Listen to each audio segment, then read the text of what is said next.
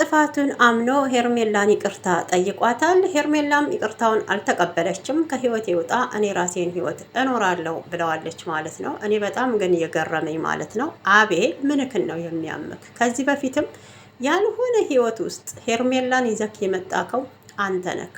አብርሃም ልጅና ሚስት እያለው እያወክ ማለት ነው። አሁንም እያረክ ያለከው ነገር ስተት ነው እንጂ ሄርሜላን የሚጎዳ ነገር ነው እንጂ ሄርሜላን የሚጠቅም ነገር አይደለም ማለት ነው። ሄርሜላ ትክክለኛ ውሳኔ ነው የወሰነችው። ከአብርሃም ህይወት መውጣት አለባት። የራሷን ህይወት ትጀምር። አብርሃም ቢመጣ ከእንግዲህ እውነቴን ነው ባል አይሆንም። አብርሃም ሲጀመር የውሳኔ ሰው አይደለም። አንዴ ወደ ሩታ ነው፣ አንዴ ወደ ሄርሜላ ነው። ሁለቱንም ማጣት የማይፈልግ ወንድ ቢኖር እኔ ያየሁት አብርሃምን ነው ማለት ነው። እና አበባ ይዘክ እንደ ድሮ እየሄድክ በአንዴ ላይ ትመለስ ትችላለች። ቆይ ያለ አብርሃም ወንድ የለም እንዴ? እውነቴን እኮ ነው እንዴ። ወላድ በድባቧ ትሂድ። ከነቃጭሉ የተወለደ ልጅ እኮ ወንድ ልጅ አለ፣ ክብሩን የጠበቀ ለቤተሰቡ፣ ለሚስቱ፣ ለልጆቹ። እውነቴን ነው የምላችሁ ክብር ያለው። አሁን እውነት አብርሃም ክብር አለው? ክብር አለው በሉና ንገሩኝ። የራሱን አያስከብር፣ ቤተሰቡን አያስከብር። አንድና አንድ ዝሙትና ዝሙትን የሚያስፋፋ ቪዲዮ ብቻ እየመጣ ይለቅልናል ማለት ነው። እንግዲህ በዚሁ አጋጣሚ ሄርሜላ ሁለተኛ ቻናሏን ከፍታለች ማለት ነው። 100K ስትገባ እንግዲህ በሁለተኛ ቻናል መታለች ሄርሜላ ማለት ነው። እና እንግዲህ ያስቡት በአንድ ቪዲዮ 10,000 ገብታለች። ደስ ይላል እውነት። ሄርምዬ ቆፍጠን ብለሽ የራስሽን ህይወት ኑሪ። ትክክለኛ ውሳኔ ነው የወሰነችው ብዬ ነው የማስበው። እውነት ከሆነ ሰላም እንደ ተመልካች እንዴት አላችሁልኝ? ሰላማችሁ ተረፍ ይበል። ኢትዮጵያንም ኤርትራንም በመላ ዓለም የምትገኙ ለቤቴ አዲስ የሆናችሁ ሰብስክራይብ፣ ላይክ ያደረጋችሁ አበረታቱኝ እላለሁኝ። የሄርሚን ውሳኔ እንዴት አያችሁት ማለት ነው? እና እኔ በጣም ግርም ያለኝ ባለፈው ሩታ እንዲህ ተንበርክካ ይቅርታ ስትጠይቀው ማለት ነው። ይቅርታዋን ራሱ እኮ አልተቀበለም ነበረ፣ ልጅ አቅፋ ለዚያው ማለት ነው። እና ዛሬ እንግዲህ የሄርሜላ እግር ላይ ወድቆ ይቅርታ እየጠየቃት ነበረ። በእውነት አይተናል።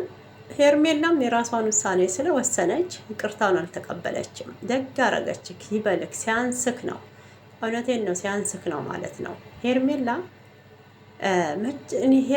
ሆነች ሩታ መጫወቻዎችክ ናቸው ወይ? እቃቃ ነው ወይ እየተጫወታችሁ ያላችሁት ማለት ነው የምፈልገው። እና የምጣዱ እያለ የእንቅቡ ተንጣጣ እንደሚባለው እኔ በጣም የገረመኝ እዛ ጋር ሲያሽቃብጥ የነበረው ይሄ የቀይ እባብ አቤል የምትባለው ልጅ ማለት ነው። ሄርሜላን ከዚህ ቀደምም ወደ አልሆነ ህይወት ያመጣካት አንተ ነክ።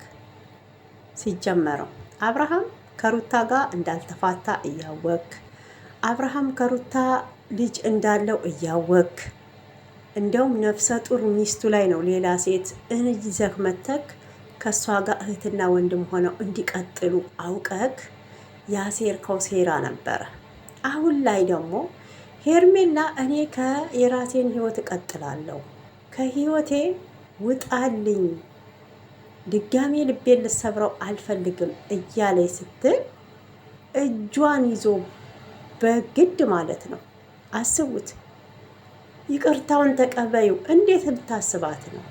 በእውነት ነውር እኮ ነው። ይሄን ያህል ማለት ነው።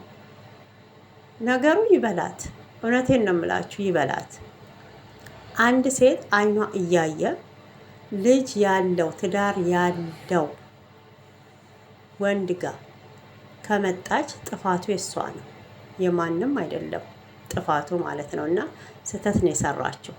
አሁንም ያንን ስህተት አለመድገሟ በቃኝ፣ አጥፍቻለሁኝ፣ አመጣጤ ልክ አልነበረም፣ እኔ ምን በድዬክ ነው? ምን አሳጥቼክ ነው? ምን አስከፍቼክ ነው?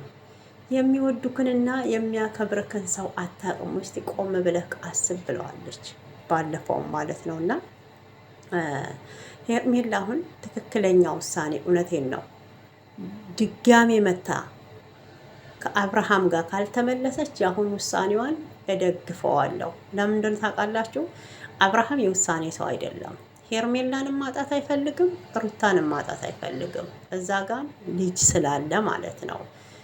ሄርሜላን ታጣት ያን የተደረገለት ነገር አለ። ገብቷችኋል? በግማሽ ሚሊዮን ብር የተታለለው የእጅ ሰዓቱ ጉዳይ አለ። ይሉንታ ይዞታል፣ ሼም ይዞታል። ያው አበሻ ስለሆን እኮ በይሉንታ ብዙ ነገሮችን እንትን የምንል ሰዎች ነን እና ያው እንተዋወቃለን ለማለት ያህል ነው እንደዛ ያልኳችሁ። አሁን ላይ ግን ውሳኔዋን በጣም ወድጀዋለሁ ማለት ነው። እና አብርሃም ከዚህ በላይ ቅጣት የሚገባው ልጅ ነው። ከዚህ በላይ አንደኛ በሴቶች ሕይወት እየተጫወተ ነው። የመጀመሪያውን ትዳር ሳይፈታ ከሄርሜላ ጋራ እንግዲህ አስቡት መላላጥ ጀመሩ ማለት ነው።